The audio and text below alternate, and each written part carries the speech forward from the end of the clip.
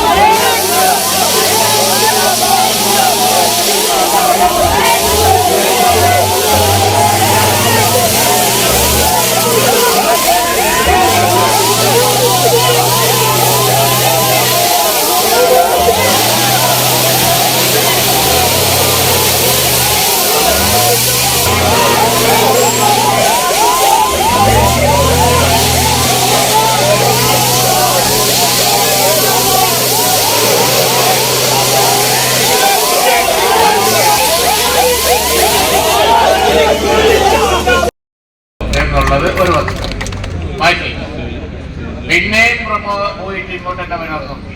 ഇപ്പൊ രണ്ടാമത് നമ്മൾ സമരം തുടങ്ങുമെന്ന് പറഞ്ഞപ്പോ പിന്നെ ഏതായാലും ഇവിടുന്ന് പോയി. അപ്പോഴേ ഞങ്ങൾക്ക് മനസ്സിലായി ഇദ്ദേഹം വളരെ അസാധാരണമായി പ്രവർത്തിക്കുന്ന ഡിപ്പാർട്ട്മെന്റിൽ വാസ്തവത്തില് ക്രിമിനൽ ആക്ടിവിറ്റീസിന് നേതൃത്വം കൊടുക്കുന്ന ഒരാളാണ് എന്ന് ഞങ്ങൾ അന്നേ പറഞ്ഞത്. ഇപ്പോ ആ വിവരങ്ങള് അവരുടെ ഇടയിൽ നിന്ന്, അണിയറയിൽ നിന്ന് തന്നെ നേതാക്കൾ തന്നെയാണ് ഇന്നത്തെ യാത്രയിൽ മുഴുവൻ പങ്കെടുക്കുന്നത്. ജനപ്രതിനിധികളായവര്, പാർട്ടി നേതാക്കൾ വളരെ ഗൗരവത്തോടെ യൂണിയൻ മുസ്ലിം ലീഗിനെ സംബന്ധിച്ചിടത്തോളം ഞങ്ങൾക്ക് അതാത് സമയങ്ങളിൽ അതാത് വിഷയങ്ങൾ ഉത്തരവാദിത്തപൂർവം അതാതിൻ്റെ ഗുണദോഷങ്ങൾ അനുസരിച്ച് ഉയർത്തിപ്പിടിക്കുന്നുണ്ട്.